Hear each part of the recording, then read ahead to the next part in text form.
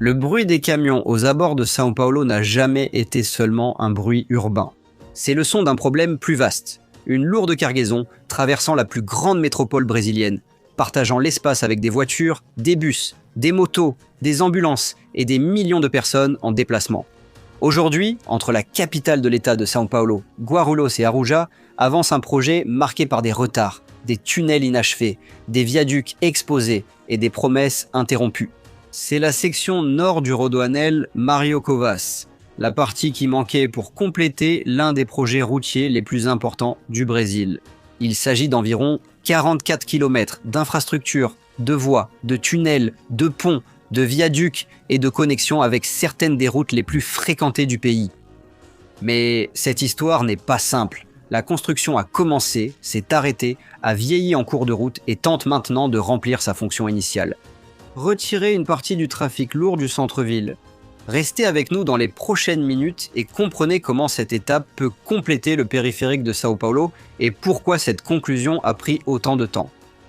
La section nord du périphérique se trouve dans la région métropolitaine de São Paulo et traverse des zones de la capitale, de Guarulhos et d'Arujá. La fonction est de fermer la portion nord du périphérique en reliant les segments existants et en créant une alternative au trafic qui dépend encore des voies urbaines de la capitale. En pratique, elle relie de grands axes routiers. La première étape, entre la Présidente Dutra et la Fernão Dias, fait 24 km et est entrée en service à la fin de 2025. La deuxième va de la Fernão Dias jusqu'à l'Avenida Raimundo Pereira de Magalhães, où elle doit rejoindre le tronçon ouest, dans la région des Bandeirantes.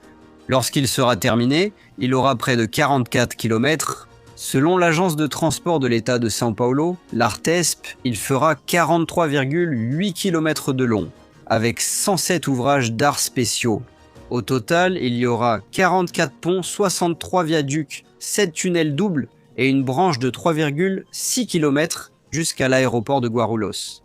Plus qu'une simple route de contournement, cet axe relie des autoroutes, l'aéroport, des zones industrielles et des centres logistiques, en plus de faciliter l'accès au port de Santos.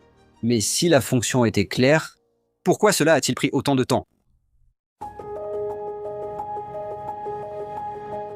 L'idée du rocade est née pour faire face à un vieux problème du Grand São Paulo, l'excès de véhicules de transit dans la capitale. Beaucoup de camions qui circulaient sur les voies rapides longeant le Pinheiros et le Tietê n'ont pas São Paulo comme destination. Ils entrent dans la ville pour accéder aux autoroutes, rejoindre des pôles industriels, se diriger vers l'intérieur, le littoral, d'autres États ou le port de Santos. Le périphérique a été créé pour répartir ce flux, en formant une ceinture routière autour de la métropole, et la section ouest a été la première à voir le jour. Ensuite, d'autres segments ont été réalisés, mais la portion nord, l'une des parties les plus complexes, a été laissée de côté. Les travaux ont commencé en 2013. Au fil des années, le projet a connu des interruptions, des restructurations contractuelles et une longue attente. Selon le gouvernement de São Paulo, le chantier est resté à l'arrêt pendant environ 6 ans avant la reprise. Cette pause a laissé des traces physiques, des tunnels abandonnés, des structures exposées et des fronts de travail qui devaient être récupérés. Le tournant opérationnel est survenu après la concession du tronçon à Via SP Serra, du groupe Via Pia.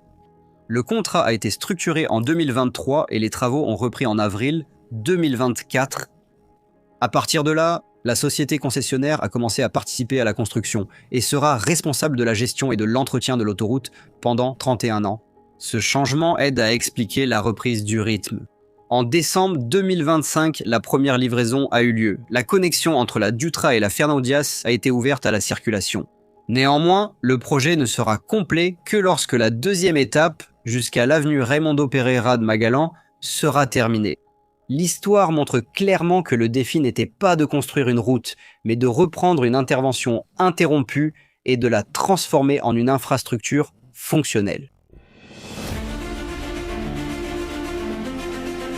En 2026, la construction du tronçon nord du périphérique est entrée dans sa phase finale. La première étape, entre l'autoroute Présidente Dutra et l'autoroute Fernão Dias, a été livrée et mise en service en décembre 2025. Quant à phase finale, de Fernão Dias jusqu'à l'avenue Raimundo Pereira de Magalhães, elle a atteint 68% d'exécution en juin 2026 et sa livraison est prévue pour le second semestre. Autrement dit, le projet n'est plus seulement une promesse, Une partie est déjà en service, l'autre est toujours en construction.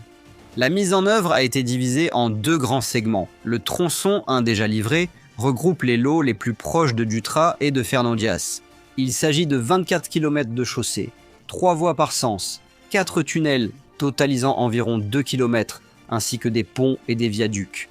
Ce segment a également reçu une structure robuste d'assistance et de contrôle, avec des caméras intelligentes, un centre de surveillance, une base d'assistance aux usagers et une base de police militaire routière. Concrètement, l'autoroute est inaugurée avec un système de péage automatique, sans présence physique, de cabines de péage et avec une surveillance en temps réel. Mais la partie encore en travaux complète la logique du projet. Elle progresse sur la Fernandías jusqu'à l'avenue Raimundo Pereira de Magalhães, un point essentiel pour relier l'axe nord à la section ouest du périphérique. C'est à cette étape que surgissent certains des principaux défis techniques. Le Rodoanel Nord traverse une région sensible du point de vue géographique et environnemental. Il y a des zones proches de la Serra da Cantareira, des communautés aux alentours, des massifs rocheux, des tronçons en tunnel et de grands ouvrages d'art. Ainsi, construire là-bas ne se résume pas à paver une bande de terre. C'est creuser des tunnels, stabiliser des pentes et renforcer d'anciennes structures. À certains endroits, il a fallu refaire des poutres restées exposées pendant des années et travailler sur des chantiers marqués par une longue interruption. L'exemple se trouve dans les tunnels. Selon le gouvernement de São Paulo, le projet compte 7 tunnels doubles, c'est-à-dire 14 galeries en tenant compte des 2 sens. L'un d'eux est resté à l'arrêt pendant environ 7 ans. Lors de la reprise, les équipes devaient gérer ce qui était déjà construit et ce qui devait encore être creusé. Dans l'un des tunnels, 32 000 m3 de matériaux ont été retirés, soit un volume équivalent à environ 13 piscines olympiques de terre et de roches. De plus, dans les zones géologiquement complexes, on a utilisé la fragmentation par plasma, contrairement à Nas áreas geologicamente complexas, foi usada a fragmentação por plasma.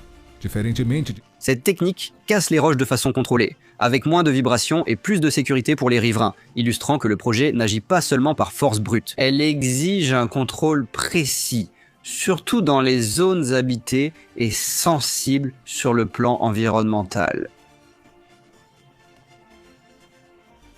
Un autre point fort est le viaduc en phase finale avec des piliers atteignant 55 mètres de hauteur, ce qui équivaut à un immeuble de plus de 15 étages. La structure doit surmonter des dénivelés, traverser des zones complexes et maintenir la stabilité sur un tracé conçu pour un volume élevé de trafic lourd. Et il y a encore le défi de la réhabilitation. Certaines poutres ont dû être refaites après des années d'exposition avec les travaux à l'arrêt. Cela montre que reprendre un projet de cette envergure ne consiste pas simplement à reprendre là où tout s'est arrêté. Très souvent, la reprise commence par l'inspection, la démolition partielle, le renforcement, le remplacement et la reconstruction.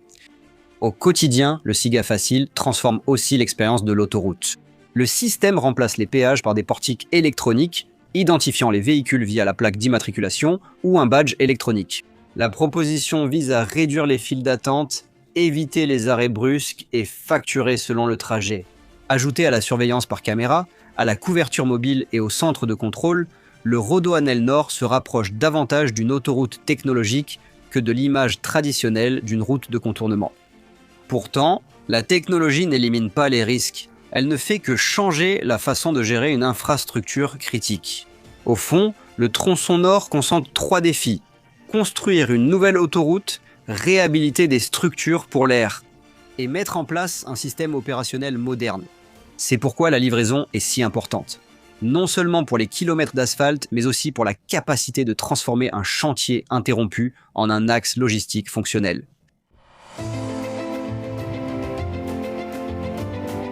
Pour comprendre l'ampleur du tronçon nord, il vaut la peine de sortir les chiffres du papier. L'investissement total annoncé pour le projet est d'environ 3,4 milliards de réais.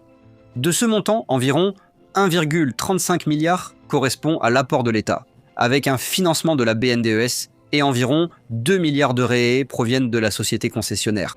Avec 3,4 milliards de réais, il serait possible d'acheter environ 45 000 voitures populaires à 75 000 réais chacune.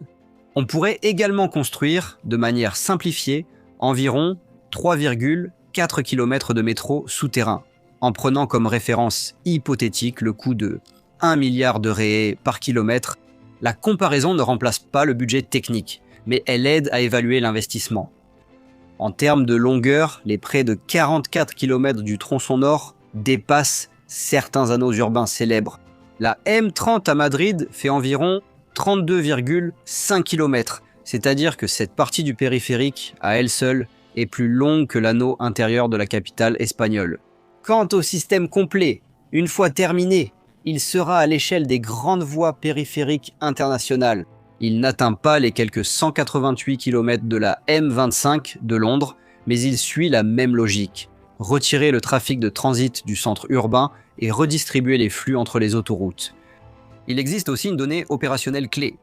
Au cours du premier mois de fonctionnement, la section inaugurée a accueilli en moyenne 15 000 véhicules par jour, dont environ 35% de camions. L'échelle, donc, ne réside pas seulement dans la taille de l'infrastructure. Elle se trouve aussi dans le rôle qu'elle peut jouer au sein d'une métropole congestionnée. L'avenir du tronçon nord dépend de l'achèvement de la deuxième étape. Lorsque la connexion entre Fernão Dias et l'Avenida Raimundo Pereira de Magalhães sera achevée, le périphérique nord devrait fonctionner pleinement, permettant la liaison avec le tronçon ouest et complétant le maillon manquant du périphérique métropolitain. L'impact attendu est direct: réduire la présence de camions sur les routes urbaines de São Paulo, en particulier sur les voies marginales. Selon le secrétariat des partenariats et des investissements, on estime qu'environ 18 000 camions cesseront de circuler quotidiennement dans la capitale une fois le tronçon achevé. De plus, le gouvernement de São Paulo affirme que le nouveau corridor devrait améliorer l'intégration logistique avec des autoroutes telles que Dutra, Fernão Dias, Ayrton Senna et Bandeirantes, en plus de faciliter l'accès au port de Santos. Mais l'avenir exige aussi de la prudence. Une autoroute de cette envergure ne résout pas à elle seule tous les problèmes de mobilité de la grande São Paulo. Elle modifie les flux, redistribue le trafic et crée un nouvel itinéraire pour le fret. Malgré cela, les effets réels dépendront du fonctionnement, de l'entretien, de la sécurité, du tarif, de la surveillance et de l'intégration avec le reste du réseau. C'est pourquoi cette étape doit être considérée moins comme une solution miracle et davantage comme une infrastructure stratégique. Si la livraison finale a lieu comme prévu, São Paulo mettra fin à une attente de plus d'une décennie. Et ce qui aujourd'hui apparaît encore comme un chantier, un tunnel, un viaduc et un calendrier pourra se transformer en une nouvelle logique de circulation pour la plus grande métropole brésilienne. La section nord du Rodoanel n'est pas simplement une autoroute de plus sur la carte de São Paulo. C'est le chapitre final d'une vieille promesse: retirer une partie du trafic de poids lourds de la ville et l'emmener à l'extérieur de la métropole. Si cela fonctionne comme prévu, on s'en souviendra pour avoir montré que construire une infrastructure de cette envergure peut être un défi. Mais sans aucun doute, elle est nécessaire pour le développement d'une région entière. Merci d'avoir regardé cette vidéo jusqu'ici. Selon vous, quel sera le résultat de l'achèvement du tronçon nord du Rodoanel Mário Covas? Et comment cela va-t-il impacter votre vie? Laissez votre avis dans les commentaires. Je vais m'arrêter ici. Je vous embrasse fort et à la prochaine vidéo.